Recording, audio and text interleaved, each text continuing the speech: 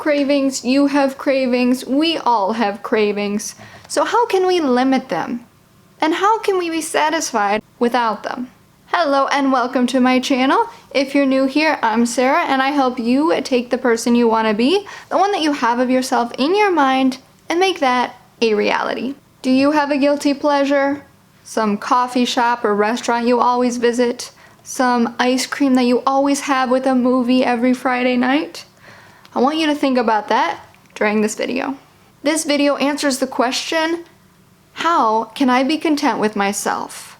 Without the external lure and desire of external drinks and food and things that we just don't need when we really think about it. I'm talking about food cravings. Cravings like, I want a Starbucks latte. I want a double cheeseburger. I want a big bowl of ice cream. I really want some Kentucky Fried Chicken. I'm gonna walk you through step by step how to limit your cravings, and I'm gonna use the example of a Starbucks latte. More specifically, I'm gonna use a cinnamon dolce Starbucks latte with coconut milk, 1/3 the amount of sugar, because that's my favorite drink there. This video presumes you want to cut down on your food for two main reasons. One, improved health, and two, saving money. I have 5 very easy steps for you. Now they all aim to de-glamorize the food or drink that you are craving. That means we take the factor out of the food or drink. So let's get into it. 1, break it down. Break down the ingredients and contents of the food or drink that you desire most. This is in an effort to de-glamorize your craving. So with my cinnamon dolce latte example, you have your espresso, you have your coconut milk, you have your sweetened cinnamon dolce syrup, and there might be some caramel and whatever sprinkled in there, but this is pretty much the base of the drink. That's all it is?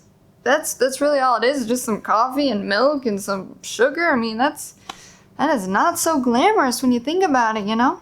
But Sarah, you plead to me, do you even know what goes behind back there with those baristas? It's magical. Now I understand your concern. I understand. Totally get it. But we have the internet to demystify and to let us know what the baristas do back there.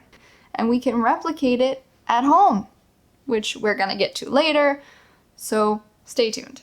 Also with breaking it down is to look at the label, look at the nutrition facts. Look and see how much sugar, how much fat is in your item, your craving.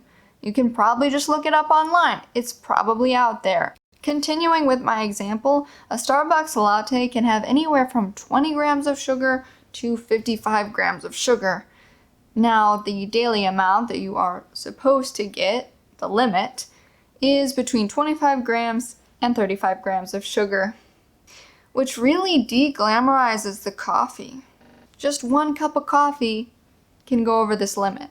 I don't mean to exclude you black coffee lovers out there, but that's not as crucial for this bullet point. Step 2, ask yourself, why do I want this? Doing number 1 does a lot of work for you as you answer this question.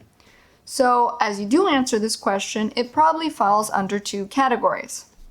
1, it tastes good, or 2, it satisfies a certain feeling that you get when you consume this item. Now let's go back to number 1.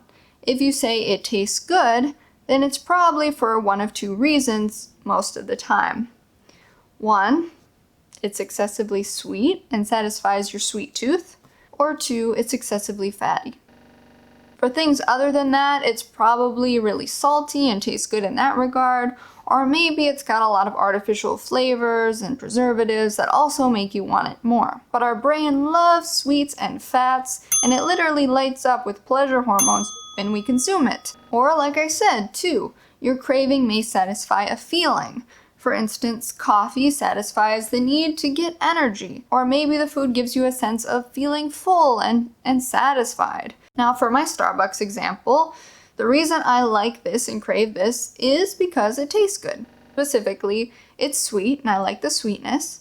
And 2, it's got that caramel flavoring to it, which it has artificial flavors and kind of makes me want it more. And this I don't drink for energy. In fact, I kind of wish there wasn't caffeine because I just try to limit it in general. If you're liking the content of the video so far, then share it with someone that you think it would help. And also subscribe yourself and click that notification bell so you know every time I post a new video. So number 3, ask yourself, how else can I be fulfilled? So we know what's in the item and we know why we want the item. So the next step would be, are there any substitutes or other ways that I can get this feeling? There are 2 ways that we can fulfill ourselves differently, and that is 1, making a homemade version of it, or 2, swapping foods for something else that are similar to it but not quite the same thing. So to the first one, doing it homemade. If we ourselves can't think of ways that we can make something homemade, the internet can be a valuable asset. Now, a couple years ago, I had a coffee phase and I tried to do everything at home because I didn't want to be buying it from the coffee shops. So I bought my materials. I bought my coffee beans, my coffee grinder, my Aeropress. I made sure I had the milk I wanted. And I also bought a little hand blender, a very tiny blender, and it made the milk really frothy and luscious, which is one of the reasons we like those coffees out, so I tried to replicate it at home.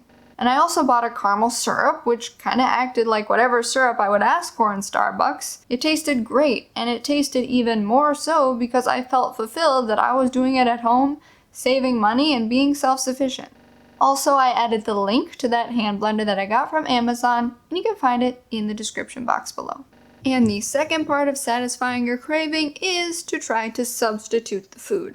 For instance, if you're craving something crunchy, like a potato chip, but you want something a little more healthy, then you can try something like a pop chip, which is, it's like a potato chip, but it's made out of corn, which is a little healthier and can act as a substitution.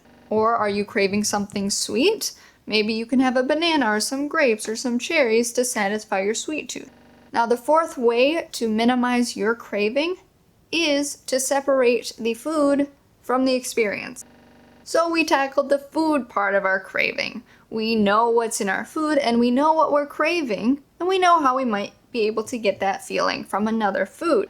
But there is a crucial point that we have omitted here, and that is the feeling associated with the food that is just attached with it and that we have to separate. We have to de-glamorize the craving a little bit more here. We've all seen those people at coffee shops, whether it's Tim Hortons, Starbucks, or any coffee chain. They're sitting there at their table and they have their laptop out and they look so productive. And to their left or to their right is a lovely drink of coffee. And it's just such an ideal picture that we want to emulate. We want that. What we want is that feeling. Really, guys, what's a nice evening without going out to dinner and getting some food at a restaurant? Or what's a nice evening in without dinner in front of the TV with some nice popcorn or ice cream? So in this step, I want you to simply think about your food or drink craving and think about the experience that goes along with it. What are you doing when you have this, when you consume this? And just try to separate them. Realize that they are 2 different things. And step number 5, limit but don't omit. Now you have this food or craving or whatever that you want, but you don't have to get rid of it. You just have to limit it. So it depends on what you want to limit for what time period. Maybe you want to have this item only once a week, only once a month, only once every 6 months. It's really what you want to set this as that is, longer than the duration that you normally would have it. And when you do limit this, it is more of a precious gift and a special occasion when you get this item. It will taste even better and feel more special when you limit it.